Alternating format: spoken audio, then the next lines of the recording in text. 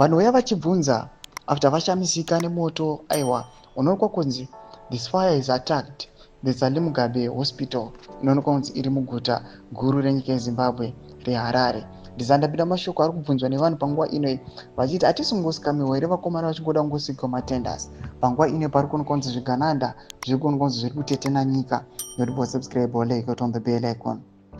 Tipinda bepa nawo awa rine mukurumbira munyika yeZimbabwe Resume Eye anoposta this building ramuri kuona aiwa riri kuvirima nemoto panguva ine kubanyira chiti who burned down Harare hospital if it's not Tagwire mafias who destroyed Mbare just get another tender.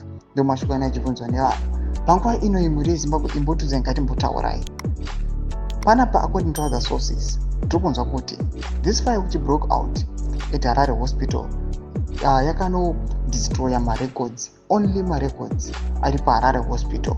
And panguva inoi this fire yadestroya marecords anoonekwa kunzi panguva ine pamuri kuona this period paroda kusekwa matenders yakapa unoona prevail nechichichi yekutenga equipment nekurenovata all the hospitals ari munyika yeZimbabwe.